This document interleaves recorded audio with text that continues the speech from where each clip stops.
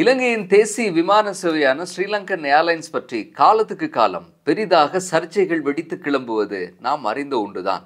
அரசு திணைக்களங்களினுடைய நட்டப்பட்டியல் வாசிக்கப்படும் போதெல்லாம் ஸ்ரீலங்கன் ஏர்லைன்ஸ் மற்ற அரசு நிறுவனங்களை அதிரடியாய் தோற்கடித்துவிட்டு நம்பர் 1 நாட்காலியில் ஓடி வந்து உட்கார்ந்து கொள்ளும். இன்று ஸ்ரீலங்கன் ஏர்லைன்ஸினுடைய மொத்த கடன்கள் $2 பில்லியன் நெருங்குவதாக சொல்லப்படுகிறது. அதாவது சர்வதேச நாணய நிதியம் நமக்கு தருவதற்கு உறுதியளித்த கடனின் 66% அது.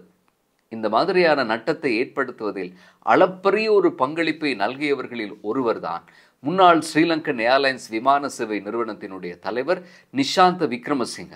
அண்மையில் லஞ்ச ஊழல் ஒழிப்பு ஆணைக்குழுவால் கைது செய்யப்பட்டிருந்தார். நிஷாந்த என்பவர் சாதாரணமானவர் அல்ல. முன்னாள் ஜனாதிபதி மஹிந்த ராஜபக்சவின் மனைவி ஷிரந்தியின் தம்பி. நிஷாந்தவின் கைது பின்னணியை பார்ப்பதற்கு முன்னர் அவர் இந்த பதவியில் அமர்த்தப்பட்டதனுடைய முன்கதை சுருக்கத்தை கொஞ்சம் பார்த்து விடுவது மிகவும் முக்கியமானது. 1979ஆம் ஆண்டு ஆரம்பிக்கப்பட்ட ஏர்லங்கா விமான சேவை நிறுவனம் ஆட்சியாளர்களுடைய தான் தோன்றித்தனமான நிர்வாகத்தாலும் முகாமைத்துவ குளறுபடிகளாலும் நட்டப்பட்டதால் கடைசியில் 1998ஆம் ஆண்டு எமிரேட்ஸ் விமான சேவையோடு கூட்டிணைக்கப்பட்டது. இலங்கை அரசுக்கு 51% பங்குகளும் எமிரேட்ஸ் நிறுவனத்துக்கு 43.6% பங்குகளும் மீதி பங்குகள் ஊழியர்களுக்கும் என்று சொல்லி ஒப்பந்தம் ஒன்று வரையறுக்கப்பட்டிருந்தது. எமிரேட்ஸுடன் வர்த்தக பங்குதாரரான பிறகு ஏர்லங்கா ஸ்ரீலங்கன் ஏர்லைன்ஸ் என்று பெயர் மாற்றம் செய்யப்பட்டது. அடுத்த 10 ஆண்டுகளில் எந்த பிரச்சனையும் இல்லாமல் பீட்டர் ஹில் என்ற பிரிட்டிஷ் பிரஜையின் நிர்வாகத்தின் கீழ் அமோக லாபம் ஈட்ட தொடங்கிய ஸ்ரீலங்கன் ஏர்லைன்ஸுக்கு சனி மஹிந்த ராஜபக்ச ரூபத்தில் வந்தது. மஹிந்த ராஜபக்சவினுடைய புதல்வர் யோஷித்த ராஜபக்சவின் பட்டமளிப்பு விழா உற்சவம் லண்டனில் இருந்ததால் அதற்கு போயிருந்த மஹிந்த ராஜபக்சவும் 35 பேர் கொண்ட பரிவாரமும் 2007ஆம் ஆண்டு டிசம்பர் மாதம் 13ஆம் தேதி மீண்டும் இலங்கைக்கு வர ஆசனங்கள் ஒதுக்கி தருமாறு கேட்டபோது ஸ்ரீலங்கன் மறுத்துவிட்டது. மஹிந்த ராஜபக்சவுக்கும் கும்பலுக்குமான கட்டணத்தை ஸ்ரீலங்கன் கட்டிவிடும் என்றாலும் கூட ஆசனங்களை எப்படி ஒதுக்குவது என்று திணறி போனது எமிரேட்ஸ் ஸ்ரீலங்கன் நிர்வாகம். காரணம், அனைத்து விமான டிக்கெட்டுகளும் விற்கப்பட்டிருந்தன. டிசம்பர் என்பது ஐரோப்பாவில் குளிர்காலமாதலால் அதிகமான சுற்றுலா பயணிகள் இலங்கை நோக்கி படையெடுக்கும் காலம் அது. ஆகவே ஆசன மறுப்பில் மிக தெளிவான நியாயம் ஒன்றும் கூட இருந்தது. மறுநாள் இந்த கூட்டம் மிஹின்லங்கா என்ற அரச விமான சேவைக்கு சொந்தமான ஒரு தனி விமானத்தை லண்டனுக்கு வரவழைத்து நாடு திரும்பியது. நினைத்ததெல்லாம் நடக்கும் வாழ்க்கை அமைய பெற்று தன்னிகரற்ற அதிகாரத்துடன் பவனி வந்த மஹிந்த ராஜபக்ச இதை தனிப்பட்ட அவமானமாக கருதினார். ஆத்திரம் அவர் கண்களை மறைக்க பீட்டர் ஹில்லினுடைய ஒர்க் விசாவை ரத்து செய்து நாட்டை விட்டு வெளியேறுமாறு ஆணையிட்டார். எமிரேட்ஸுடனான ஒப்பந்தத்தை மீளப்பெற்ற அரசு 2008 மார்ச் முதல் ஸ்ரீலங்கன் ஏர்லைன்ஸ் 100% இலங்கை அரசுக்கு சொந்தமான தேசிய விமான சேவையாக பரிணமிக்கும் என்று சொல்லி பெருமிதத்துடன் சொன்னது. அநேகமான இலங்கை ஊடகங்கள் அந்த அவலத்தின் பின்னணியை இருட்டடிப்பு செய்தன. ஆனால் ராய்ட்டரிலும் அல் ஜசீராவிலும் இலங்கையின் சண்டே லீடர் போன்ற பத்திரிகைகளிலும் இந்த விவகாரம் பேசு பொருளான போது தன் அதிகார துஷ்பிரயோகத்தை மறைக்க வழக்கம் போல தேசம் தேசியம் என்று உருட்டி விளையாடினார்கள் மஹிந்தவும் அவரது ஆஸ்தான அமைச்சர்களும். தன் மகனினுடைய பட்டமளிப்பு விழாவுக்கு ஆசனங்களை ஒதுக்க மறுத்ததற்காக அன்று மஹிந்த ராஜபக்ச ஸ்ரீலங்கனை கொளுத்திய திரி இன்னமும் எரிந்து கொண்டுதான் இருக்கிறது. 4900 மில்லியன் ரூபாய்கள் லாபத்துடன் இயங்கிக் கொண்டிருந்த ஸ்ரீலங்கனின் இறங்குமுகம் ஆரம்பமானது. தன்னுடைய மனைவியின் தம்பி நிஷாந்த விக்ரமசிங்கவை ஸ்ரீலங்கனின் தலைவராக்கினார் மஹிந்த ராஜபக்ச. 2009ஆம் ஆண்டு 9.3 பில்லியன் நட்டத்துடன் திவால் படலம் ஆரம்பமாகிறது. நிஷாந்த விக்ரமசிங்கவினுடைய காலத்தில்தான் ஸ்ரீலங்கன் ஏர்லைன்ஸ் ராஜபக்சவின் குடும்ப சொத்து போல ஆனது. படு சொகுசு பேர் வழியான நிஷாந்த விக்ரமசிங்கவினுடைய கதைகளை வைத்து நெட்ஃப்ளிக்ஸ் சீரிஸ் எடுக்கும் அளவுக்கு எபிசோடுகள் எக்கச்சக்கமாக கிடைக்கும். கண்டென்ட்கள் அந்த அளவுக்கு தாராளமாக கொட்டி கிடக்கும். 2014ஆம் ஆண்டு ஜனவரி மாதம் 22ஆம் தேதி சிங்கப்பூருக்கு தன்னுடைய மனைவி மற்றும் அமைச்சர் ஒருவருடன் ஷாப்பிங் சென்றிருந்தார் நிஷாந்த். சிங்கப்பூரிலிருந்து கொழும்பு திரும்ப வேண்டிய ஒரு பொல்லாத அவசரம் ஒன்று அவருக்கு ஏற்படுகிறது. சிங்கப்பூரிலிருந்து கொழும்புக்கு செல்லக்கூடிய அடுத்த விமானத்துக்கு 1.5 மணித்தியாலங்கள் இருந்தன. உடனே என்ன செய்தார் தெரியுமா? பக்கத்து வீட்டுக்கு ஆட்களை கொண்டு வந்து இறக்கிவிட்டு ஓட்டோ ஒன்று கிளம்பும் போது நாம் நம்முடைய வீட்டு வாசலில் இருந்து கைத்தட்டி கூப்பிடுறது மாதிரி பக்கத்து நாடான மலேசியாவின் கோலாலம்பூர்லிருந்து கொழும்பு திரும்பி கொண்டிருந்த UL 319 விமானத்தை அப்படியே சிங்கப்பூருக்கு வரவழைக்கிறார். மிக முக்கியமான அரசு அதிகாரிகளுக்கு நாடு திரும்ப வேண்டிய கட்டாயம் ஏற்பட்டிருப்பதால் விமானம் டைவர்ட் செய்யப்பட்டதாக அறிவிக்கப்பட்டது. இதனால் ஏற்பட்ட நட்டமோ மிகப்பெரிய ஒரு தொகை. இந்த நஷ்டங்கள் ஒரு பக்கம் இருக்க, இன்னொரு பக்கம் நிஷாந்தவுக்கு மெர்சிடிஸ் பென்ஸ் ரக வாகனத்துக்கு மேலதிகமாக ஒரு மொண்டேரோ வாகனம், ஒரு பிராடோ வாகனம் வழங்கப்பட்டிருந்தது. கட்டுநாயக்க விமான நிலையத்தை அண்மித்த ஜாயல, ஆடி அம்பலம, சீதுவ போன்ற இடங்களில் அவருக்கு சொகுசு வீடுகள் வழங்கப்பட்ட போதிலும் அந்த எதிலுமே அவர் தங்கவில்லை. அவை அவரது வேறு தனிப்பட்ட தேவைகளுக்கு பயன்பட்டதாகத்தான் சொல்லப்பட்டது. மேலும் ஸ்ரீலங்கன் ஏர்லைன்ஸில் பணிபுரிந்த விமான சேவை பணிப்பெண்கள் மேல் விசேட ஈடுபாடும் ஈர்ப்பும் கொண்ட ஒருவராகத்தான் எப்போதும் நிஷாந்த விக்ரமசிங்க இருந்திருக்கிறார். ஏர் ஹோஸ்டஸ் நேர்காணலில் எல்லாம் நிஷாந்தவின் தலையீடு அதிகமாக இருந்ததாக சொல்லப்பட்டது. ஜனாதிபதி செயலகத்தில் நாமல் ராஜபக்சவினுடைய அரசியல் வேலைக்காக பணியமர்த்தப்பட்ட பெண் ஒருவருக்கு ஸ்ரீலங்கன் ஏர்லைன்ஸில் இருந்து சம்பளமும் கொடுப்பனவுகளும் வழங்கப்பட்டிருந்தன. பின்னாளில் அந்த யுவதியை ஸ்ரீலங்கனின் விமான பெண்ணாக தரம் உயர்த்தி பாரி வள்ளலாய் மிளிர்ந்தார் நிஷாந்த. நிஷாந்த விக்ரமசிங்க அத்தகு விமான பெண்களுடன் கும்மாளம் அடித்து தெரிந்த படங்கள் இணையமெங்கும் நிறைந்திருக்கின்றன. ஆட்சி மாற்றத்தின் பிறகு 2018ஆம் ஆண்டு ஸ்ரீலங்கனின் தலைவிதியை ஆராய JC வெலியமுனவினுடைய தலைமையில் ஜனாதிபதி ஆணைக்குழு நியமிக்கப்பட்ட போது இந்த திருவிளையாடல்கள் எல்லாம் நிரூபிக்கப்பட்டன. இந்த பெண் கசமுசாக்களின் உச்சம்தான் 2014ஆம் ஆண்டு ஜனவரி மாதம் 26ஆம் தேதி நடந்த சம்பவம். ஒரே ஒரு போன் கால் $19,160 நட்டத்தை ஏற்படுத்தியது என்றால் நம்ப முடிகிறதா? மாலைதீவிலிருந்து கொழும்பு வர வேண்டிய விமானம் தொழில்நுட்ப கோளாறு காரணமாக ஒரு மணித்தியாலம் தாமதமாகுவதாக அறிவிக்கப்பட்டிருந்தது. இதில் பிரான்சினுடைய பாரிஸுக்கு செல்லும் 75 பயணிகள் இருக்கிறார்கள், அதாவது டிரான்சிட் பயணிகள்.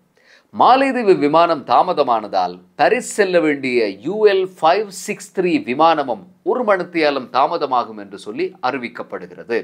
அப்போது அந்த விமானத்தில் இருந்த ஒரு ஏர் ஹோஸ்டஸ் நேரடியாக நிஷாந்த விக்ரமசிங்கவுக்கு அழைப்பு எடுத்து தன்னால் இதற்கு மேல் காத்திருக்க முடியாது என்று சொல்லி விமானத்தை எடுக்க சொல்லி கட்டளையிடுகிறார். அவ்வளவுதான். மறுக்க முடியுமா? கண்ணாலன் என்ன செய்கிறார்? உடனே உத்தரவிடுகிறார். விமானம் பறந்தது. மாலைதீவு விமானத்தில் தாமதமாய் வந்த பயணிகள் பாரிஸ் விமானத்தை இழந்தார்கள். அவர்கள் அனைவரும் நாள் முழுக்க நட்சத்திர ஹோட்டல் ஒன்றில் தங்க வைக்கப்படுகிறார்கள். மறுநாள் எல்லோருக்குமே இலவசமான விமான டிக்கெட்டுகள் வழங்கப்படுகின்றன. இப்படி ஒன்றல்ல இரண்டல்ல சிந்துபாத் கதைகள் மாதிரி நீள்கின்றன நிஷாந்தவின் திருகுதாளங்கள்.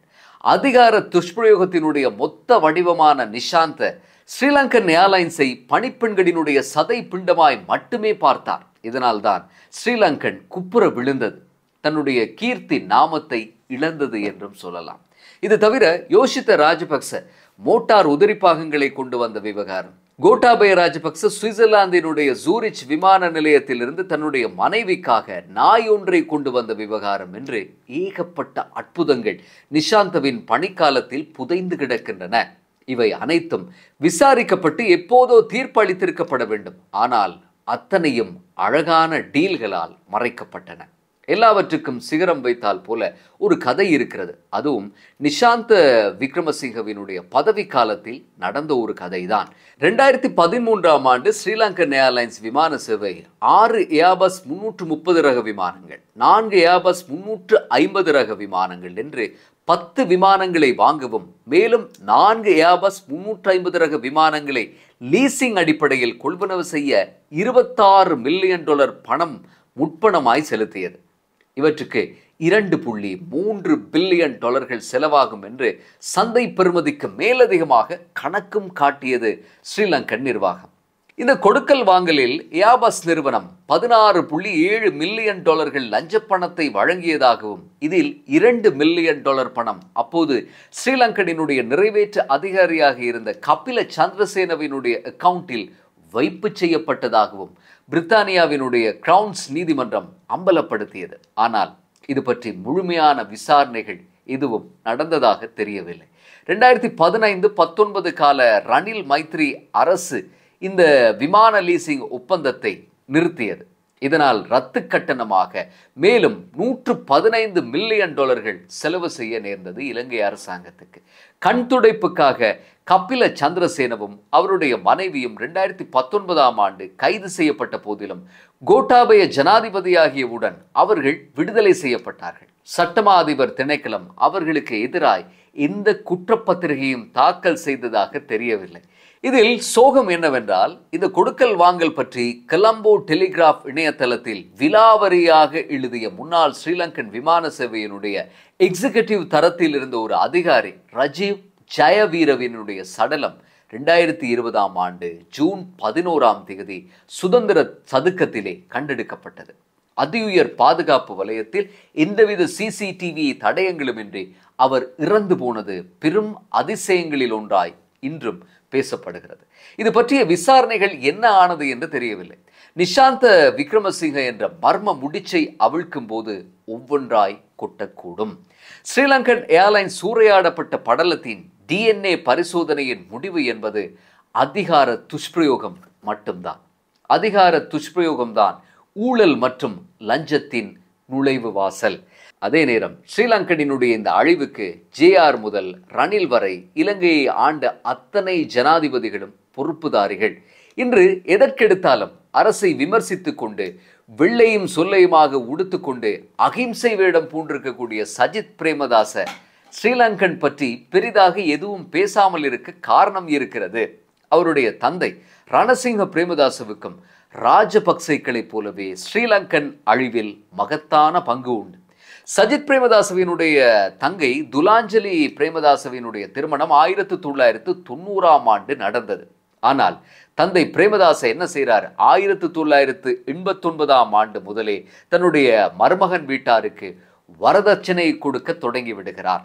தன்னுடைய மருமகன் ரொஹான் ஜயக்குடியை ஸ்ரீலங்கனினுடைய நிறைவேற்று அதிகாரியாக நியமித்த அவர் குடும்பத்துக்கு நுவரெலியாவில் ரேஸ்கோஸ் அருகில் 45 ஏக்கர் காணியை விதவிதமான மலர் தோட்டம் அமைப்பதற்காக 99 வருடங்களுக்கு குத்தகைக்கு கொடுத்தாராம்.